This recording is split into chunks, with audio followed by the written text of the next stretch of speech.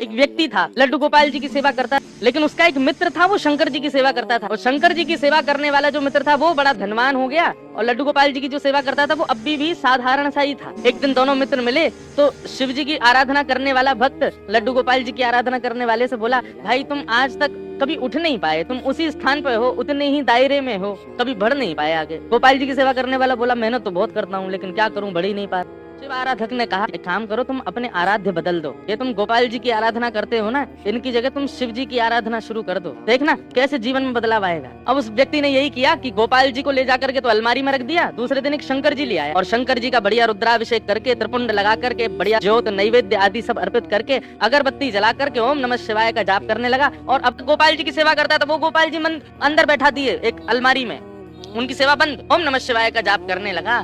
जैसे ही इसका जाप पूर्ण हुआ, मालाओं को नेत्रों से लगा करके इसने शंकर जी को प्रणाम किया, तभी देखता है कि अगरबत्ती का जो धुआं था ना, वो उसी अलमारी की तरफ जा रहा था जहाँ गोपाल जी बैठे थे। तो इसके मन में भावना आई कि आज तक इनकी आराधना करता रहा तो मुझे कभी कुछ दिया नहीं, आज तक भी मैं सामान्य हूँ, और अब मैं शंकर जी की आराधना कर रहा हूँ, उनको नैवेद्य धूप दीप दिखा रहा हूँ, तो अगरबत्ती की सुगंधी भी उनको नहीं लेने दे रहे, खुद ले रहे हैं अंदर अलमारी में बैठ के। रुको इनको अभी बताता हूँ। उठ करके गया, अलमारी खोल करके जैसे ही गोपाल जी को पकड़ने लगा, इतने में ही गोपाल जी सच में प्रकट हो गए और उस प्रकट होकर के उसका हाथ पकड़ लिया। जैसे ही गोपाल जी प्रकट हुए, उस भक्त ने कहा, बोले भगवान आप प्रकट हो गए? बोले हाँ प्रकट हो गए। बोले तो फिर ये तो मैं सबको बता दूंगा कि भाई शिव जी की आराधना से गोपाल जी प्रकट होते हैं। गोपाल जी बोले नहीं भैया, हम शिव जी की आराधना से प्रकट हुए, ऐसी बात नहीं है। तुम शिव आराधना करो, सूर्य आराधना करो, चंद्र आराधना करो, किसी की भी आराधना करो, उससे हमको कोई दिक्कत नहीं है, लेकिन आज हम प्रकट किस लिए हुए ये ध्यान से सुनना। आज तक तुमने केवल हमको अष्ट धातु की एक मूर्ति समझा, तुम्हारे मन में कभी ये भावना नहीं आती थी कि इनकी आंखें भी हैं, इनकी नाक भी है, इनकी जीभ भी है, इनके कान भी हैं, इनकी त्वचा भी है, इनके हाथ पैर भी हैं। परंतु आज जब वो अगरबत्ती का धुआं सहज ही मेरी तरफ आ गया